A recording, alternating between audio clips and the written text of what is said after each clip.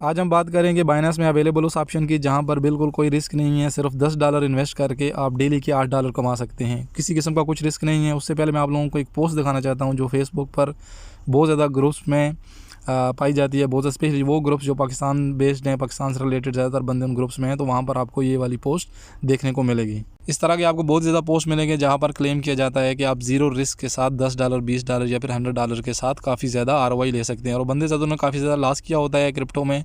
और हर बंदा बोलते हैं ना कि डूबते को तिनके का सहारा। अगर कोई बंदा डूब रहा है उसको तिनका भी मिलेगा तो उसको ही पकड़ने की कोशिश करेगा, हो सकता है मेरी जान बच जाए। तो जिन बंदों ने लॉस किए होते हैं, ऑफ कोर्स इस तरह के जितनी पोस्ट होती हैं ईजिली बिलीव कर लेते हैं और फिर इंक्वायरी सेंड करना स्टार्ट कर देते हैं। इस पर मज़ीद बात करने से पहले मेरा आप लोगों से एक सवाल है कि आप सच में ये बात पर यकीन रखते हैं किसी भी इन्वेस्टमेंट प्लेटफॉर्म पर, किसी भी एक्सचेंज पर, किसी भी इन्वेस्टमेंट स्ट्रेटजी, चाहे वो फॉरेक्स ट्रेडिंग है, चाहे वो कमोडिटीज़ है, चाहे वो क्रिप्टो है, आप बिलीव करते हैं कि उसमें कोई भी रिस्क नहीं रहेगा?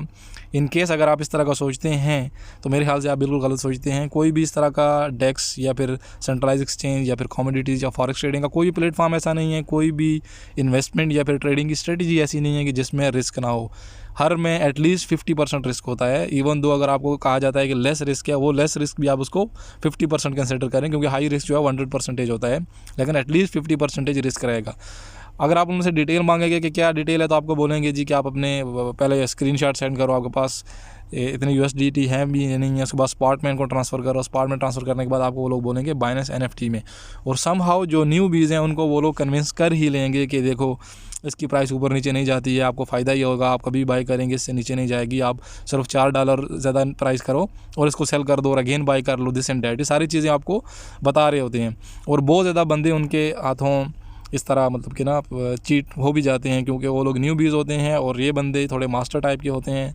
अच्छी अच्छी दलीलें आपको देते हैं, अच्छा आर्गूमेंट देते हैं और उसके बाद आप उन पर बिलीव कर लेते हैं। मैंने बहुत ज़्यादा बंदों की कंप्लेंट्स देखी हैं, बहुत ज़्यादा इस तरह के पोस्ट देखे हैं। बहुत ज़्यादा जो बंदे मेरे पर्सनल कांटेक्ट में हैं वो लोग मुझे बता रहे होते हैं कि किसी बंदे ने उनको NFT बाई करवा दी और उसके बाद गायब हो गया, किसी बंदे ने उनको फेक वाले स्कैम वाले कॉइन्स बाई करवा दिए और उसके बाद गायब हो गया। तो प्लीज़ जो बिल्कुल एक बेसिक और कॉमन सेंस वाली बात है। और NFTs के बारे में आपको बताऊँ, NFTs में रियल प्रॉफिट है, बट अगर आप पूरी के पूरी क्रिप्टो को एज अ होल अगर आप इसको समझेंगे तो आपको मालूम पड़ेगा कि अगर आपके पास ह्यूज फंड्स हैं ना, 10,000, 15,000, 20,000, 40,000, $50,000 या $1,00,000 है, तो ऑफ कोर्स आप क्रिप्टो में किधर भी प्रॉफिट्स बना सकते हैं। आप फ्यूचर्स ट्रेडिंग कर रहे हैं तो ऑफ कोर्स आप DKA कर सकते हैं, DCA कर सकते हैं। अगर आप स्पॉट में हैं तो फिर भी आप DCA कर सकते हैं। अगर आप यील्ड फार्मिंग कर रहे हैं तो ऑफ कोर्स अगर आपके पास फंड ज़्यादा रहेंगे तो उनके साथ आप ज़्यादा से ज़्यादा प्रॉफिट कमा सकते हैं। तो कोई बंदा अगर मंथली सिर्फ 5% के मार्जिन ही रख रहा है तो उसको काफ़ी अच्छा प्रॉफिट मिलेगा। NFT के प्रॉफिट की बात की जाए तो NFTs में प्रॉफिट है, स्पेशली उन NFTs में कि जो फार्मिंग करती हैं। कुछ इस तरह की NFTs हैं, बेशतर इस तरह की NFTs हैं जो महंगी महंगी वाली NFTs हैं। अगर आप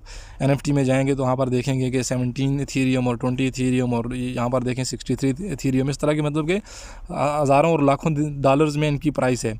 तो ये जितनी भी इस तरह की NFTs होती हैं इनमें रियल प्रॉफिट है। आप इनमें ट्रेडिंग कर सकते हैं, आप इनको बाई करके सेल कर सकते हैं दोबारा थोड़े प्रॉफिट के साथ, या फिर आप इनसे यील्ड फार्मिंग कर सकते हैं।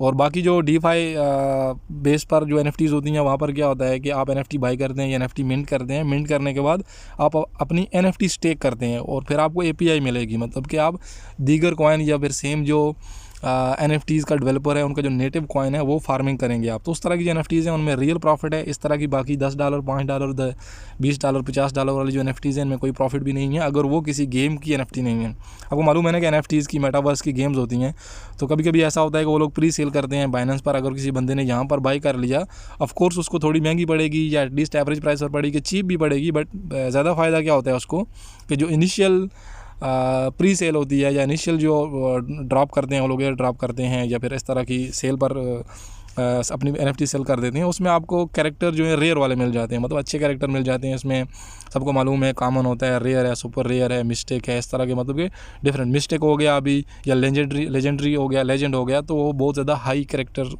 होता है, बहुत ज़्यादा उसकी जो स्ट्रेंथ है बहुत ज़्यादा हाई होती है, उसकी प्राइस बहुत ज़्यादा हाई होती है। तो यहाँ पर आपको बाई करने से सिर्फ यही फ़ायदा हो सकता है कि आपके चांसेस ज़्यादा रहते हैं कि आप सुपर रेयर, मिस्टेक और लेजेंडरी इस तरह के कैरेक्टर आपको मिल पाएँ।